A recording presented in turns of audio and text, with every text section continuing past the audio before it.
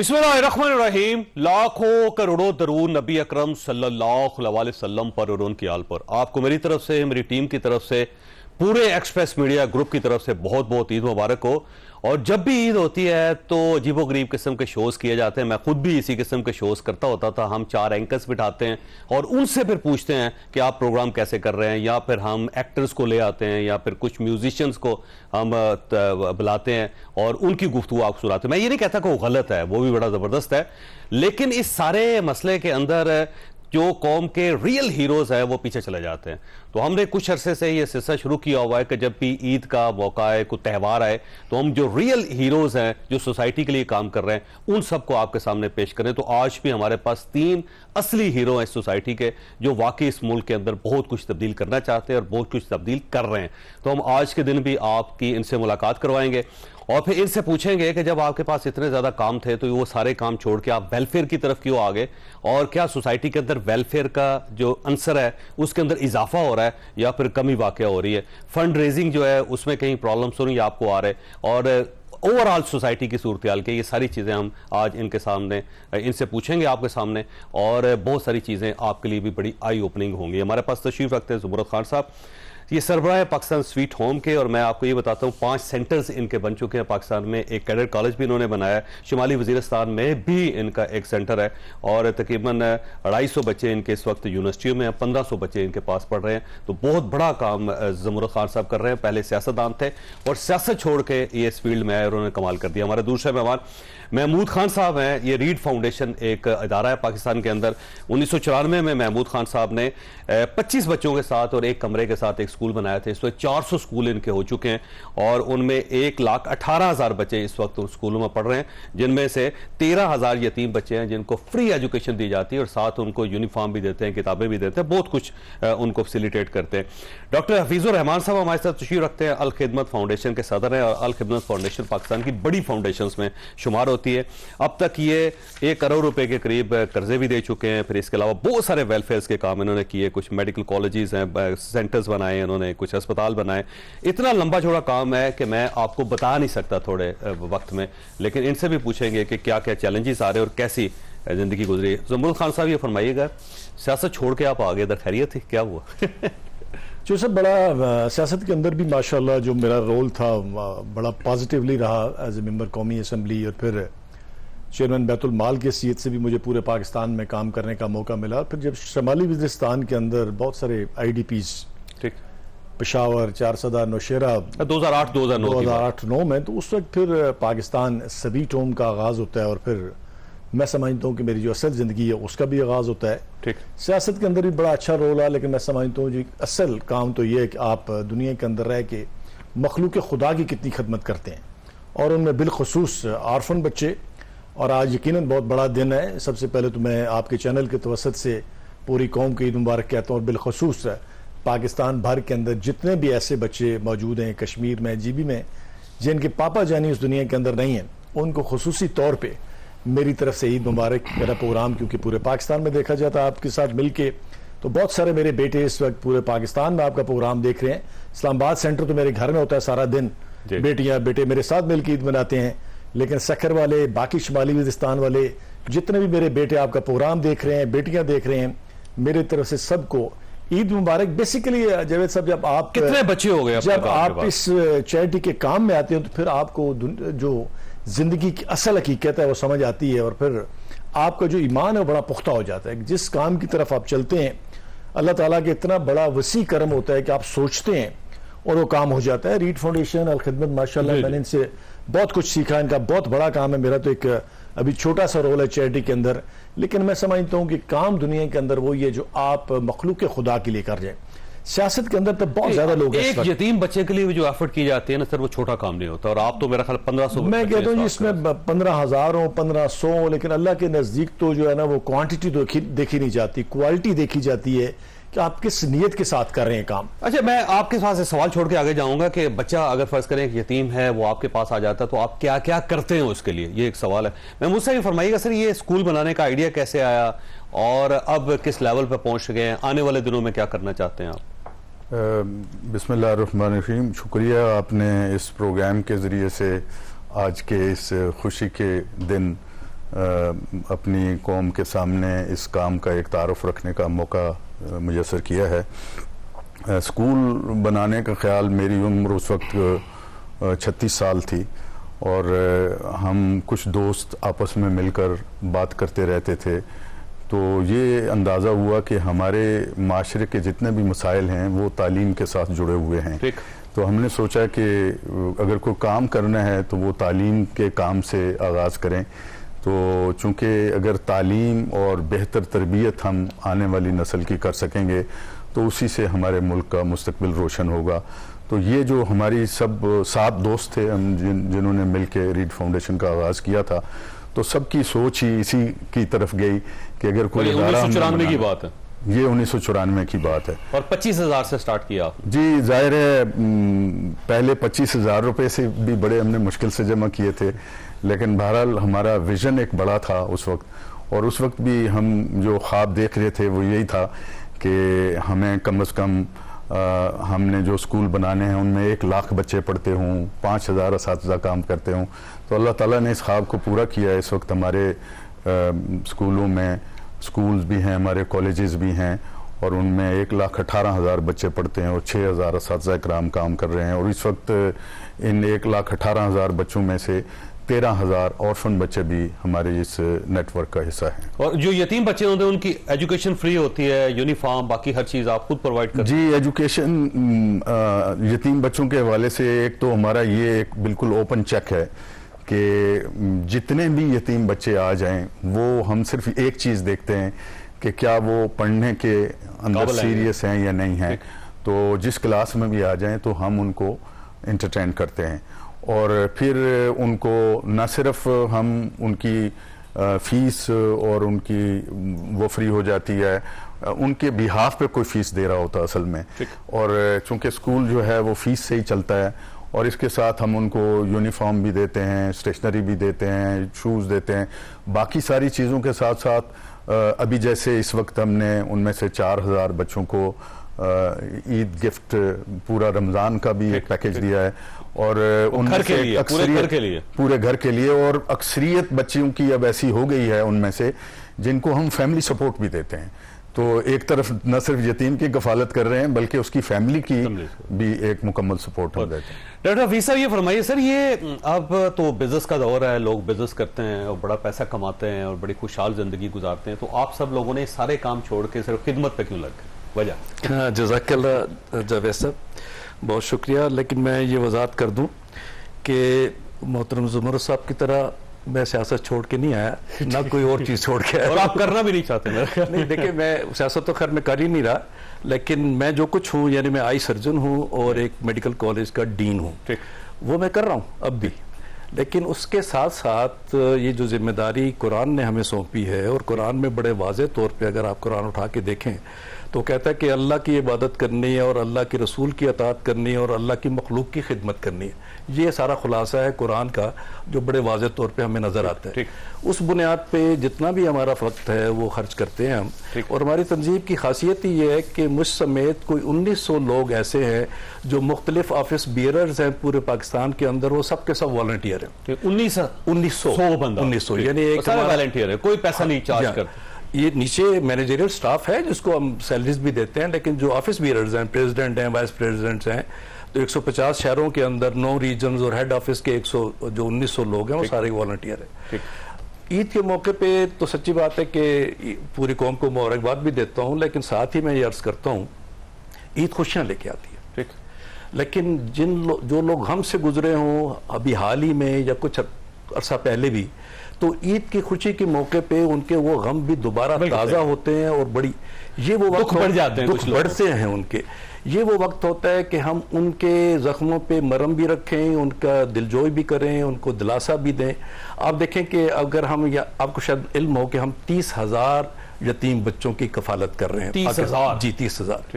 اب ان کے ساتھ 20,000 بیوہ، یعنی عورتیں بھی ہیں، ہاں جی عورتیں بھی ہیں، مائیں ہیں، جن کو ہم باہمت مائیں کہتے ہیں، یہ 50,000 افراد ہو کے، پھر اسٹریٹ چلڈرن ہیں جو کہ 3,000 کے قریب ہیں۔ اب وہ یہ سارے ہیں کہ جو بڑے دکھ دیکھتے ہیں اپنے گھروں کے اندر، عید کے موقع پہ ہم نے ان کی دلجوئی بھی کرنی ہے، ان کو دلاسا بھی، ان کو حوصلہ بھی دینا ہے۔ لیکن اس سے بڑی بات کہ اس وقت آپ کے سامنے غزہ کی صورت حال ہے. اب غزہ میں آپ کو پتا ہے کہ لوگوں کے ساتھ کیا حال ہے. اب رمضان جب آیا تو ہم نے سحری بھی کی, افطار بھی کی, سب کچھ کرتے رہے, لیکن وہاں پر لوگوں نے کیسے سحر و افطار کیا ہوگا, اب وہ عید کیسے منائیں گے. اب جو ہم کر سکتے ہیں تو الخدمت فاؤنڈیشن کا ایک وفد اس وقت پہنچا ہوا ہے وہاں پہ, کائرو میں ہے, جائے گا اسماعیلیہ جائے گا, العریش جائے گا, میں بھی ان کو جوائن کرنے جا رہا ہوں, اور ہم عید کی خوشیاں ان کے ساتھ منا رہے ہیں اور منائیں گے. جی, کہ تاکہ ہم کچھ نہیں دے سکتے. دیکھیں اس موقع پہ شاید ہم ان کو حوصلہ دینے کی کوشش کریں, لیکن حقیقت یہ نہیں ہے. دلاسا ہی کافی ہوتا ہے جی بعض اوقات. لیکن جوید بھائی حقیقتاً تو ہم ان سے حوصلہ لے کر آئیں گے. یہ کس قسم کی ماں ہے وہاں پہ جس کے 2 بچے شہید ہوئے, تو اسے کہا گیا تمہارے دونوں بچے فوت ہو گئے, تو کہتی ہے واللہ حسن اور حسین سے زیادہ لاڈلے نہیں تھے میرے بچے, اور میرے اور بچے ہوتے تو میں ان کو بھی قربان کر دیتی. اس قسم کے لوگوں کو ہم کوئی حوصلہ تو نہیں دے سکتے, لیکن شاید جا کے ان سے حوصلہ لے سکتے ہیں. لیکن اپنا فرض تو ادا کرنا ہے کہ ہم اپنا وقت ان کے ساتھ گزاریں, اپنا مال ان پہ خرچ کریں. تو الخدمت فاؤنڈیشن ان کے لیے جو کچھ کر رہی ہے, اب اس موقع پہ ہم خود جا کر ان کے ساتھ عید کی خوشیاں منانے کا. اچھا, آپ کے پاس ایک سوال چھوڑ کے جا رہا ہوں ڈاکٹر صاحب, کہ یہ جو 30,000 آرفن بچے ہیں ان کی سپورٹ آپ کرتے کیسے ہیں؟ ایک سوال ہے, چھوٹی سی بریک, اور بریک کے بعد دوبارہ ضرورت. پروگرام میں دوبارہ خوش آمدید. ڈاکٹر صاحب یہ فرمائیے گا, یہ 30,000 بچے آپ کے پاس آرفن ہیں اور 20,000 ان کے والدین ہیں جو ظاہر بیوہ ہیں وہ خواتین, تو 50,000 بندے بن جاتے ہیں. آپ ان کی خدمت کرتے ہیں, جیسے میں یہ فگرز بھی دیکھ رہا تھا, کل خدمت فاؤنڈیشن جو ہے نا 21 ارب 49 کروڑ روپے کی رقم سے آپ نے 2 کروڑ 5 لاکھ لوگوں کی خدمت کا فریضہ انجام دیا. تو کرتے کیسے ہیں اور پیسے کہاں سے آتے ہیں؟ جوید بھائی یہ بہت خوبصورت پروگرام ہے ہمارا آرفن کیئر کا, اس پہ بڑا فخر ہے ہمیں الحمدللہ. 22 اقامتی ادارے ہیں جن میں ان بچوں کو ٹھہرایا گیا ہے کہ جن کے دونوں والدین نہیں ہیں یا ان کا شیلٹر نہیں ہے, کوئی ایسی جگہ نہیں جہاں رہ سکے.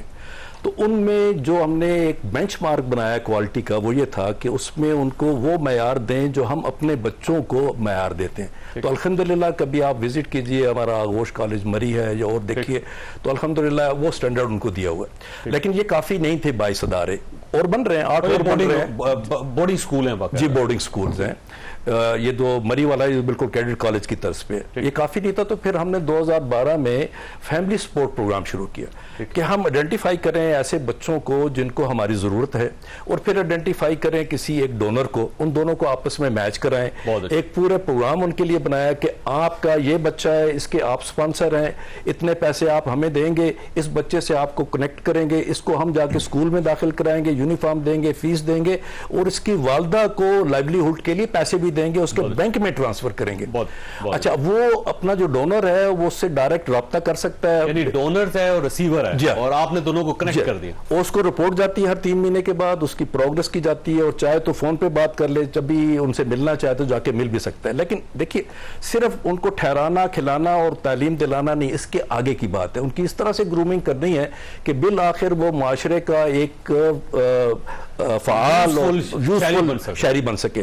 اس کا پھر نظام یہ ہے کہ ان بچوں کے کمپٹیشنز ہوتے ہیں, ان میں سے جو آگے ٹاپ کرتے ہیں ان کو اسکالرشپس ملتے ہیں, اور ایف ایس سی کے بعد اگر میڈیکل کالج میں جاتا ہے, انجینئرنگ کالج میں جاتا ہے, یونیورسٹی میں جاتا ہے, فری ایجوکیشن ان کو فراہم کرتے ہیں. حتیٰ کہ بیرون ملک اس وقت ہمارے کئی بچے ٹرکی میں ہیں اور وہاں پی ایچ ڈی لیول تک کی تعلیم کے لیے وہ سپانسرڈ ہیں ان کی طرف سے, آئی ایچ ایس کی طرف سے.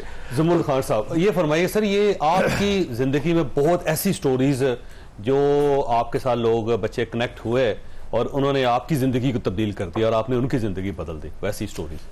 جو سب بیسک تو ماشاءاللہ سارے جتنے بھی میرے بیٹے ہیں بڑے ہی لاجواب ہیں. بیسیکلی پاکستان سویٹ ہوم اور باقی اداروں کے اندر فرق یہ ہے کہ یہ جو بچے ماشاءاللہ میرے پاس آئے تھے بیٹے آج سے کوئی 13-14 سال پہلے, یہ ماشاءاللہ کوئی 250 کے قریب میرے ساتھ ابھی بھی ڈفرنٹ یونیورسٹیز اور کالجز کے اندر موجود ہیں. میرا جو اس کے اندر ویژن اور کنسیپٹ ہے کہ آنے والے 5 سالوں کے اندر یہی بچے پاکستان سویٹ ہوم کے بورڈ آف ٹرسٹیز ہوں گے, اور ان کی ہم تعلیم کے ساتھ تربیت بھی کر رہے ہیں.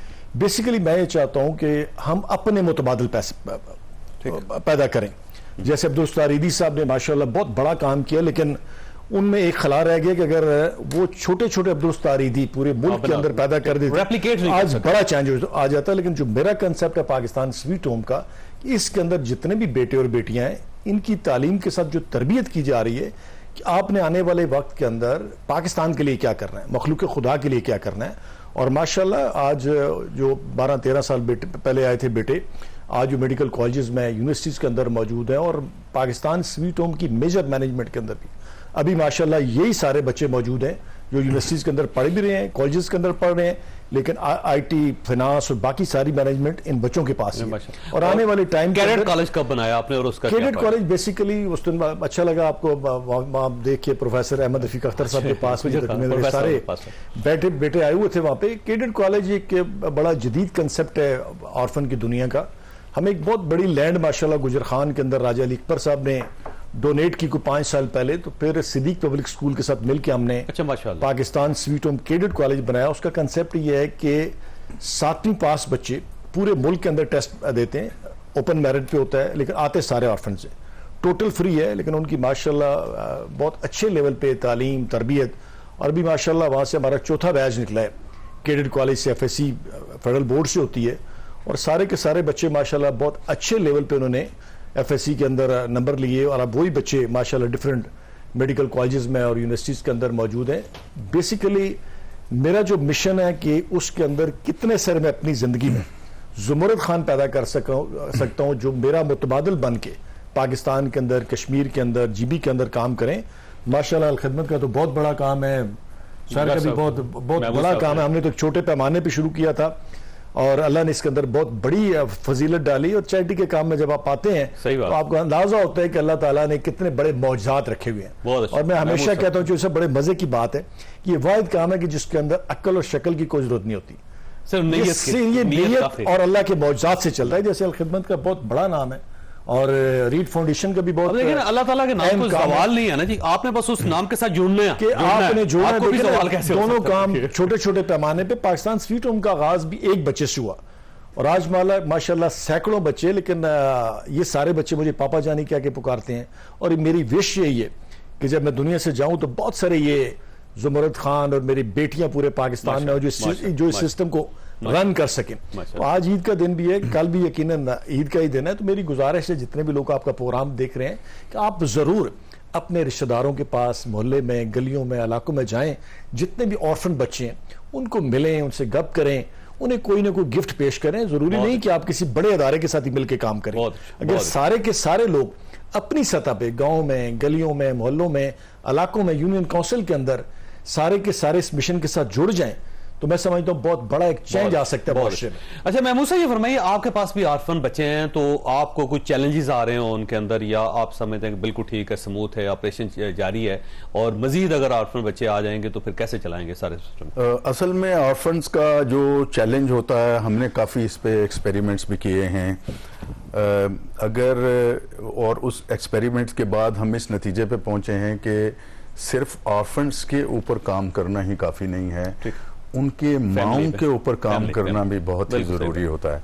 وہ اس لحاظ سے کہ فرض کیجئے ایک خاتون ہے, اس کا شوہر نہیں ہے, وہ پریشانی کا شکار ہے, اور اگر وہ اپنی ساری توجہ یا امید کی کرن بچے کی طرف لے جاتی ہے تو پھر اسے آپ بہت تیزی کے ساتھ تبدیل کر سکتے ہیں. یہی وجہ ہے کہ جس وقت ہم سال میں پہلی دفعہ بچوں کو ایڈمیشن دیتے ہیں, ہمارے جو ریجنل آفیسز ہیں, تو ہم ان کے ساتھ ساتھ ماؤں کی اورینٹیشن وہیں سے شروع کرتے ہیں. پھر ہر بچے کے لیے ہم ٹیچرز کی بھی ذمہ داری لگاتے ہیں کہ ان کے سر پہ وہ ہاتھ بھی پھیریں اور ان کے مینٹر کا رول بھی ادا کریں.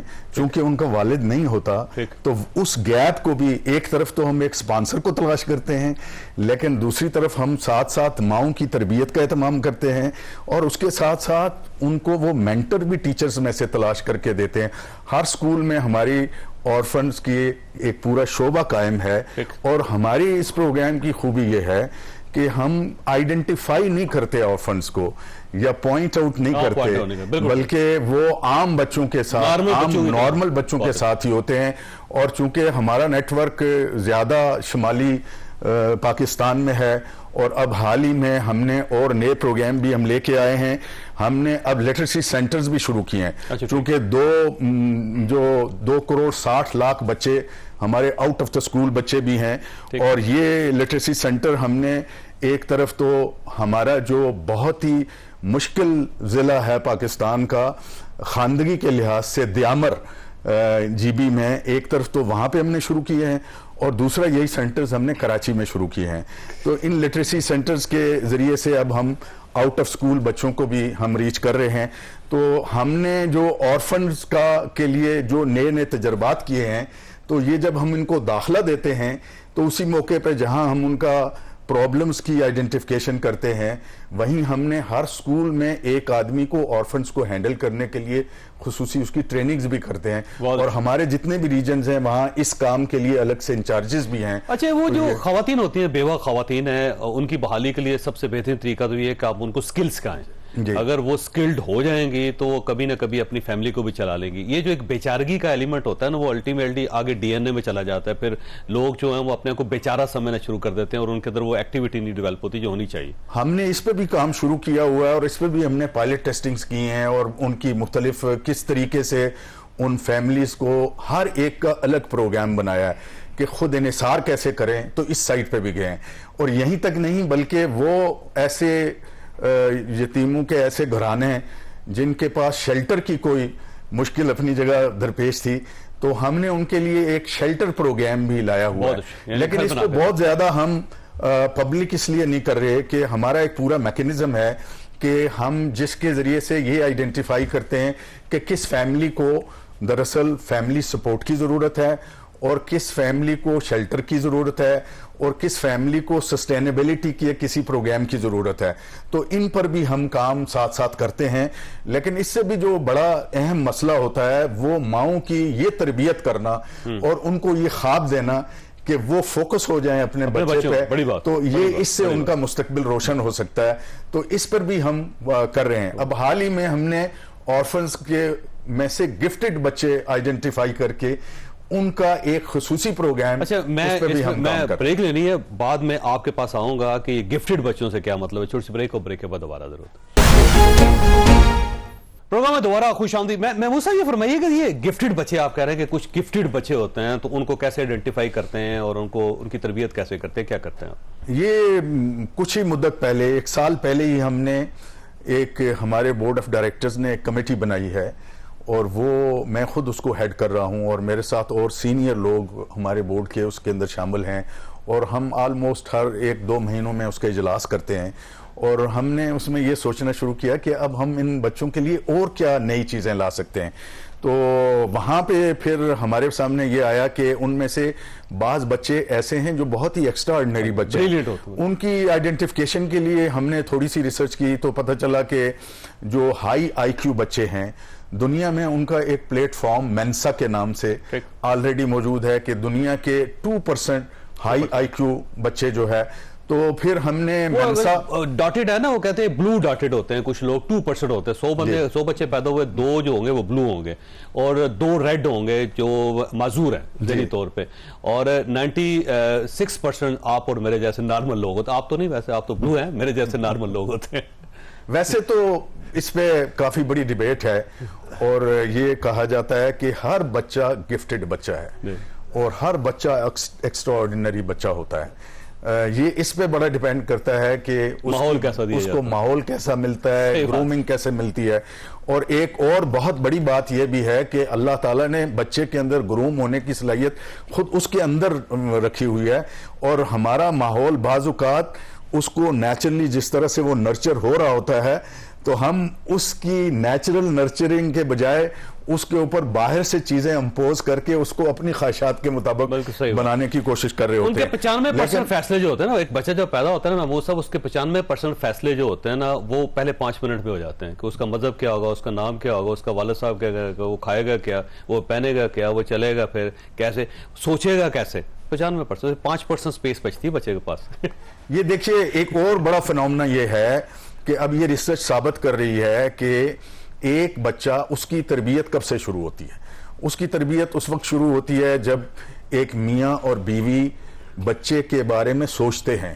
پھر بچہ جب ماں کے پیٹ میں ہوتا ہے تو ماں جو کھاتی ہے اس کے بھی اثرات ہیں، جو سوچتی ہے اس کے بھی اثرات ہیں، اور جو یعنی ہر چیز کے اس پہ اثرات آنا شروع ہو جاتے ہیں، اور جو سنتی ہے اس کے سب سے زیادہ اثرات۔ اس پہ میں سوچنا ہے کہ گفٹڈ بچے سارے جو ہیں اسکالرشپ پہ باہر چلے جاتے ہیں، اور وہ پھر وہاں ہی جا کے سیٹل ہو جاتے ہیں۔ اس پہ بھی میں سمجھتا ہوں ہمیں کوئی ان کو واپس آنا بنانا چاہیے کہ جتنے بھی پاکستان میں فرض کریں جتنے بھی ہمارے پاس بچے پڑھتے ہیں یا پاکستان کے اندر یونیورسٹیز کے اندر، آپ دیکھ رہے ہوتے ہیں اسکالرشپ پہ سارے گفٹڈ جو ابھی اب 2% کا ذکر کر رہے ہیں. ہم بڑے خوش ہو رہے ہوتے ہیں کہ ہمارے بیٹے کو جناب USA میں اسکالرشپ مل گئی, لنڈن میں اسکالرشپ مل گئی, جرمنی میں اسکالرشپ مل گئی. گفٹڈ موسٹلی جو ہے یہ ملک چھوڑ کے جا رہے ہیں. اس پہ بھی میں سمجھتا ہوں حکومتی لیول پہ ایک جو ہے نا ایک تحقیقات ہونی چاہیے, بلکہ رفائی اداروں کو بھی اس پہ بات کرنی چاہیے کہ گفٹڈ بچے پاکستان یہاں پہ رہیں, یہاں ریٹین کریں ان کو. یس, تبھی بڑا ڈاکٹر صاحب یہ فرمائیے گا, پاکستان کی ٹریجڈی یہ ہے کہ ایک آدمی بزنس کھڑا کرتا ہے یا کوئی NGO کھڑی کرتا ہے یا بہت بڑا کام کرتا ہے,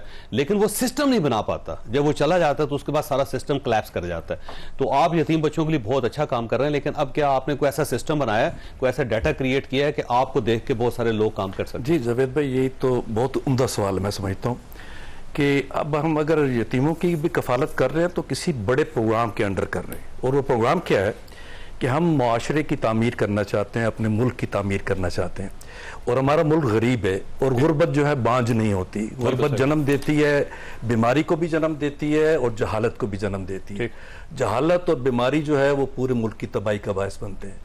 آپ تو پڑھتے رہتے ہیں, آپ نے دیکھا ہوگا کہ مہاتیر محمد جب آئے تھے اس میں انہوں نے کہا تھا میں اپنے لوگوں کو صرف صحت دوں گا اور تعلیم دوں گا, بقیہ کام یہ خود کریں گے.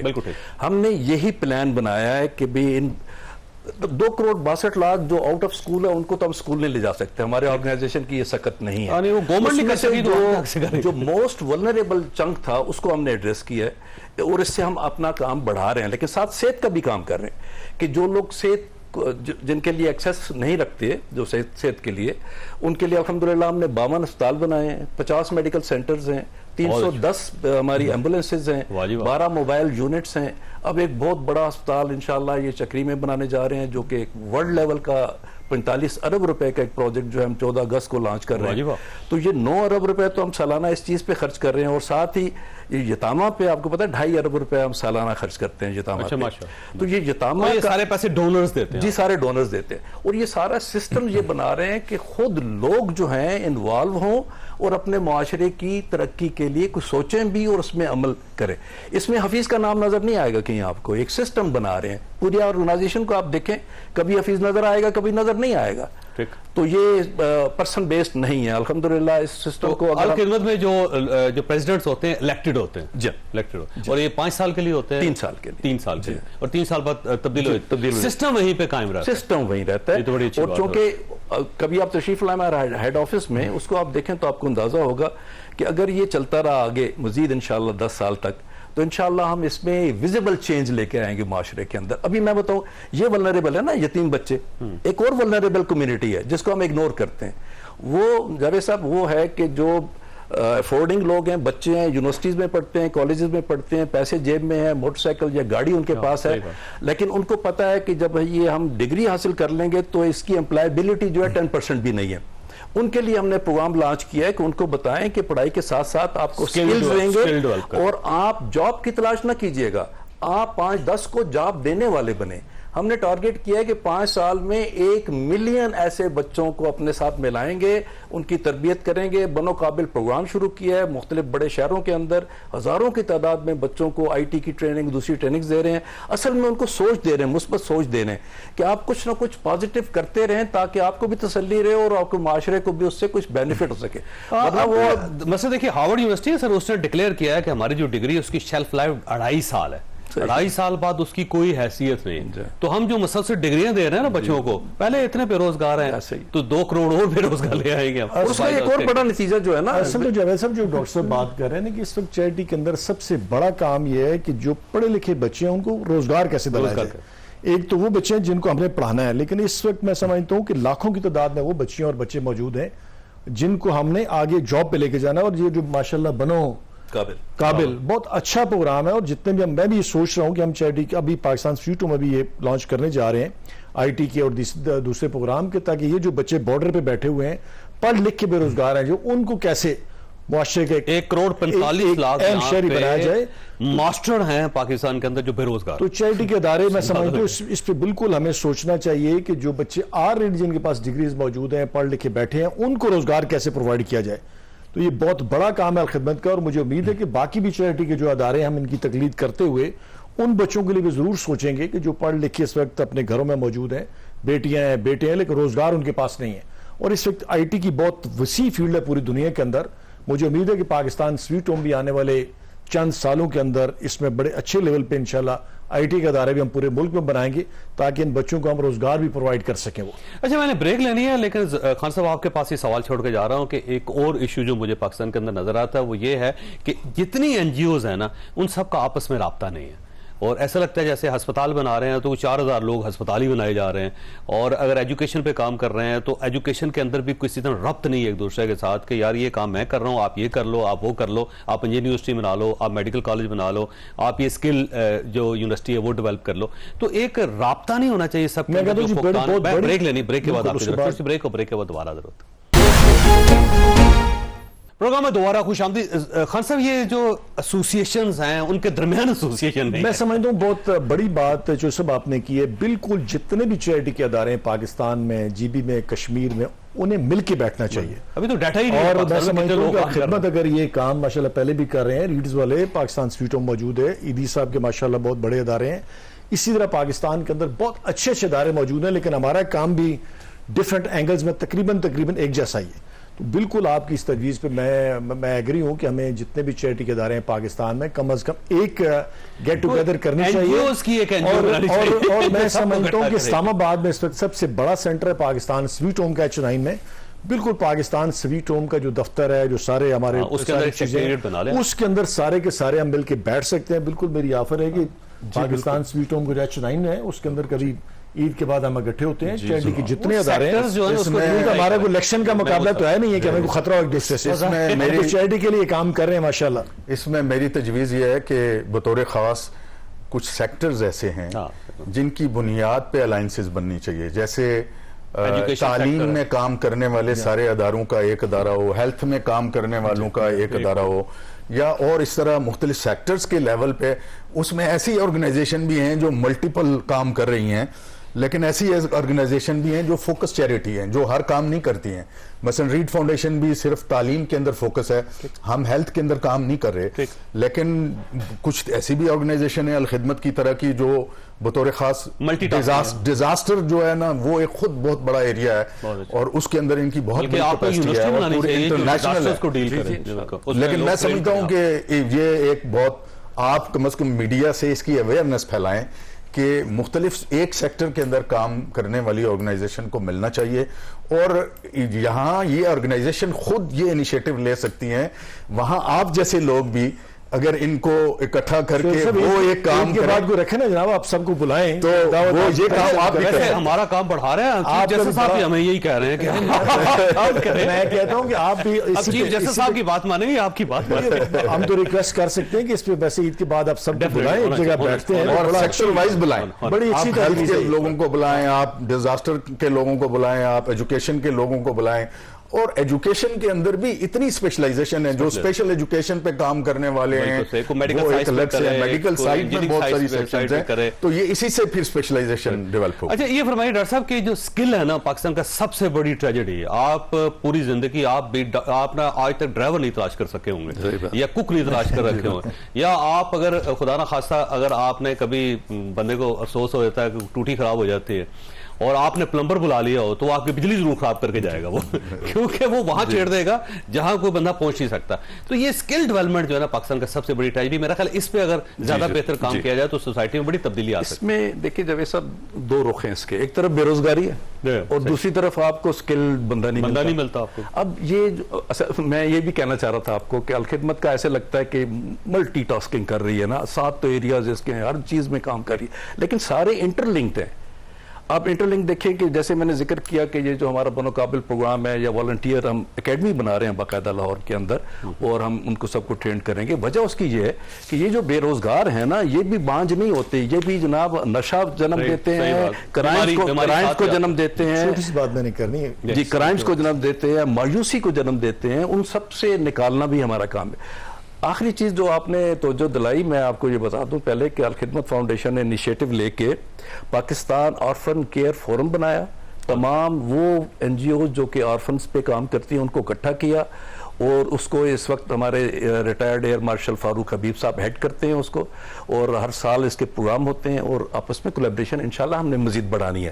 تعلیم میں ہم نے ریڈ والوں کو بھی بلایا، ہماری میٹنگ ہوئی ہے یہاں مری میں، اور اس میں گیٹس والے جو غزالی ٹرسٹ والے ہیں، ادارے ارکم والے ہیں، دوسرے جتنے بھی ادارے ہیں ان کو بھی ہم نے بلایا، اور ہماری کوشش یہ ہے کہ ہم مل جل کے تعلیم کے میدان میں وہ جو گیپس ہیں جو حکومت پورا نہیں کر پا رہی اس کو پورا کرنے کی کوشش کریں، اور یہ بزنس اورینٹڈ نہ ہو، سروس اورینٹڈ چیزیں جو ہیں ان لوگوں کو اکٹھا کرنا ہے، ویلفیئر ہونی چاہیے بجائے اس کے کہ آپ اور پیسہ اکٹھا کر رہے ہیں، اس کا کوئی فائدہ نہیں۔ زبور خان صاحب آپ کچھ؟ سر میں کہتا ہوں کہ بالکل جو آپ کہہ رہے ہیں اسکلڈ کی طرف ہمیں جتنے بھی چیریٹی کے ادارے آنا چاہیے۔ جب میں بیت المال میں تھا تو ایک بہت اچھا پروگرام ایک پشاور میں ایک تنظیم تھی، انہوں نے بیت المال سے فنڈنگ لے کے کک جو آپ شیف بنائے تھے، تو یقین کریں کہ 500 کی انہوں نے فنڈنگ لی، اور وہ سارے کے سارے 3 مہینے میں انہوں نے ٹرینڈ کیے، اور میں جب 6 مہینے کے بعد بیت المال میں انہوں نے رپورٹ دی، انہوں نے کہا جی جتنے بھی ہم نے شیف اور کک بنائے ہیں یہ سارے کے سارے باروزگار ہو گئے۔ بہت تو مجھے خود بھی بڑا احساس ہے کہ ہم ایجوکیشن کے ساتھ ساتھ جب تک اسکل ڈیولپمنٹ نہیں کریں گے، آپ کو پتہ ہے جرمنی ملک ہے جس میں ہر شخص کے لیے اسکلڈ ہونا ضروری ہے، اور اس وقت سب سے بڑی ڈیمانڈ جرمنی کے اندر جو ہے یہ جو پیشنٹ کیئر